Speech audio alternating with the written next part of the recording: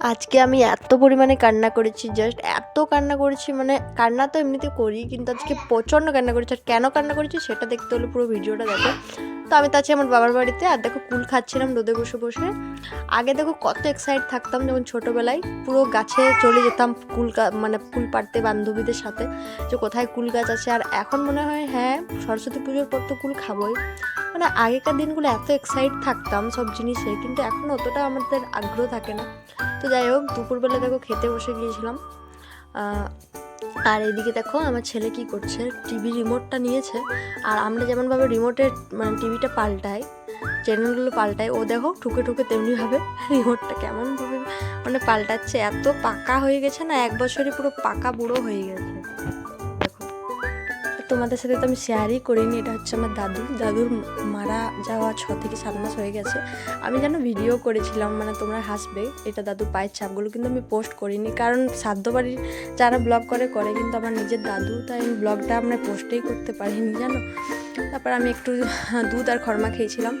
আর এদিকে দেখো আমার দিদি কাঠের উনুনে রান্না করছে, মানে আমার জেঠুর মেয়ে, আমাদের একসাথে জয়েন্ট ফ্যামিলি। তো ওরও আদ্রাতে মানে কাছের মধ্যে বিয়ে হয়েছে, তো সবাই একসাথে এসেছিলাম। তখন বলেছো ফিস্টের মতন করবো চিকেন। তো আমাদের যেহেতু ব্রাহ্মণ বাড়ি আমাদের ঘরটা, তো তার জন্য চিকেন হয় না, তার জন্য আলাদাভাবে চিকেন রান্না হচ্ছিল। আর ভাবলাম যে গ্যাসে তো মানে করাই যায়, গ্যাসে তো অন্যরকম টেস্ট হয়, কিন্তু কাঠের উনুনে যে দারুণ টেস্ট হয়। তো তার জন্য দেখো করছিল রান্না। আর এদিকে দেখো রান্না কিন্তু হয়ে গেছে, আর জাস্ট কালারটা দেখো দারুণ হয়েছে, আর খেতে যে টেস্ট হয়েছিল না, জাস্ট দারুণ। মানে সত্যি বলছি, গ্যাসের উনুনে রান্না অন্যরকম, আর মানে কাঠের উনুনে রান্না অন্যরকম। জাস্ট কালারটা দেখো যে দারুণ লাগছিল। তো আমরা সবাই দেখো কালারটা জাস্ট। তো সবাই দেখো নিজের নিজের বাটিতে নিয়ে নিয়েছে, মানে দিদিভাই বেড়ে দিল। আর সবাই বলেছিল যে ভাতেই খাবো, রুটি তো খাওয়া হয়। আর দেখো আমরা পুরো ফিস্টের মতন, যেমন সে বিয়ে বাড়ি মানে কোনো ভোজ করে খেতে দেয়, পুরো পাতে নিয়ে নিয়েছিলাম ভাত। তারপর খাওয়া দাওয়া হয়ে গেছে। আর দেখো সন্ধ্যাবেলার সময় আমি একটু এইদিকে দেখো আমার ছেলে ওর মামার সাথে এত দুষ্টুমি করছে, বারবার কি করছে, পালং থেকে নেমে দিচ্ছে আর বারবার বলছে যে নিজেই চাপবো। মানে এখন এত শিখে গেছে, নিজেই পালং উঠতে শিখে গেছে, দেখো কেমনভাবে উঠতে যাচ্ছে আর নিজেই নামতে শিখে যাচ্ছে। দেখো দাদাভাই ওকে উঠিয়ে দিচ্ছে, কেমনভাবে উঠে যাচ্ছে দেখো। তারপর ও থাকবে না, এটার খেলা হয়ে গেছে, ওটা হলো এবার ও আবার দেখো নেমে দিচ্ছে, মানে ওকে বারবার তুমি উঠিয়ে দাও নামিয়ে দাও। মানে এত দুষ্টু শিখেছে, মামা বাড়িতে এসে একটু বেশিই দুষ্টুমি করছে ও।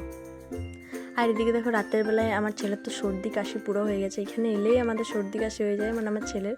তো তার জন্য আমার মা দেখো কত সুন্দরভাবে পায়ের তলে তেল দিচ্ছিলো। সত্যি এই জন্য বলে যে মানে বাবার বাড়ি, নিজের মামা বাড়িতে কত সেবা পায় বাচ্চারা।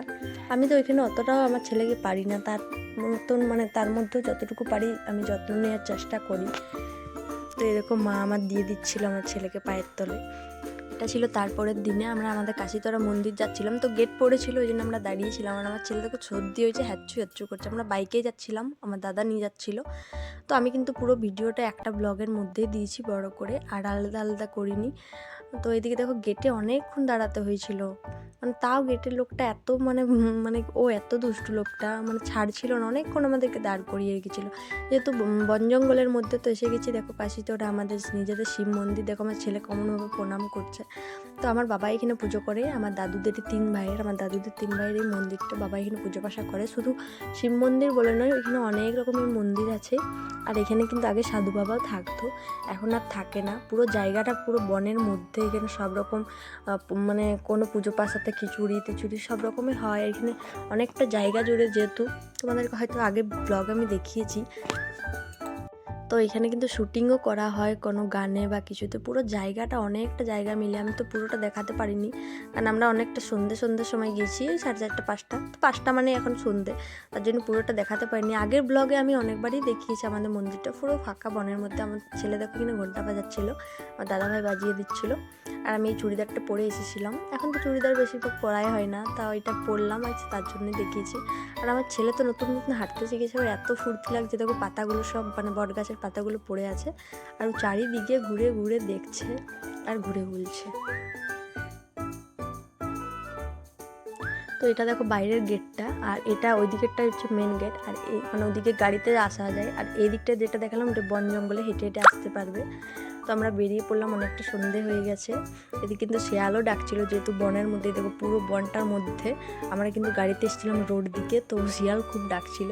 তো মা এদিকে গেটটা বন্ধ করে দিল আর আমরা এদিকে গাড়িতে চেপে পড়েছি।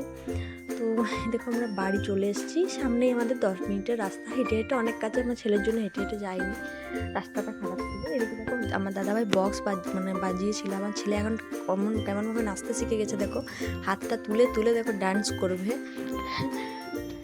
তো আমি কিন্তু এই ভিডিওটা তোমাদেরকে শেয়ারই করিনি, তারপর পরে দিচ্ছি, শেয়ার করলাম। দেখো পাতাগুলো কত সুন্দর লাগছিল। কাস্তরা মন্দির একটা আমার দাদাভাইকে বলেছিলাম ভিডিও করে দিতে, কত সুন্দর লাগছিল দেখো। আর এইদিকে আমার ছেলে এত দুষ্টুমি করছে, হরে কৃষ্ণ করছে, এত দুষ্টুমি করছে। এখন নতুন নতুন হরে কৃষ্ণ শিখেছে, তার জন্য দেখো হরে কৃষ্ণ করছিল। তো এই ভিডিওটা পরে দিলাম আমি। আর তারপর রাতের বেলা দেখো আমার পাঁপড় ভেজেছিল, দিল। আর এদিকে আমাকে খেতে দিয়েছিল হচ্ছে লুচি, সিঙ্গাড়া, তাড়কা এসবই ছিল। আর তারপরের দিন সকালে দেখা হচ্ছে দেখো গাঠিয়া তাটিয়া নিমকি চা দিচ্ছিল, কারণ আজকে আমার বাড়ি যাওয়ার পালা। আর বললাম যে অনেক কান্না করেছি আজকের দিনে। প্রতিবার যখন বাড়ি থেকে আসি না, এত খারাপ লাগে, তোমাদেরকে বলে বোঝাতে পারবো না। মা বাবার দিকে তো তাকাতেই পারি না, ওদের চোখগুলো ছলছল করে। দেখো আমার ছেলে দেখো কেমনভাবে যাচ্ছে, আর আমার বাবাই আমাকে দিতে যাচ্ছিলো। আমরা একদম বাড়ি পর্যন্ত টোটো করেই যাচ্ছিলাম। তো বাসের তো অনেকটা অসুবিধা হয়, আমার বরমশাই আসতে পারেনি কাজের জন্য, তার জন্য বাবাই যাচ্ছিলো, নাহলে ও আসে, ও তো আমাকে দিয়ে গেছিলো। তো আমার মনটা দেখেই বুঝতে পারছি এত পরিমাণে খারাপ লাগছিল। আমার ছেলে কিন্তু ঘুমিয়ে গেছিলো, একটু দুষ্টুমি করলো, তারপর গাড়িতেও ঘুমিয়ে যায়। তারপরে আমার প্রচণ্ড খারাপ লাগছিলো জানো, সেদিন আমি শ্বশুরবাড়ি এসে আমার প্রচণ্ড খারাপ লাগছিলো, সেদিন দিনটাই আমার পুরো খারাপ লাগছিলো। তো এদিকে টোটো করেই আমরা গিয়েছিলাম। সত্যি দেখো মেয়েদের এটাই একটা জীবন, যে বাড়িতে আমরা এত বছর ছিলাম সেই বাড়ি ছেড়ে আমাদেরকে আসতে হয়, আর অতিথির মতন যেতে হয় ব্যাগ নিয়ে, আবার এক কোণে রাখতে হয় আমাদের সেই ব্যাগটা। সত্যি খুবই খারাপ লাগে ভাবলে।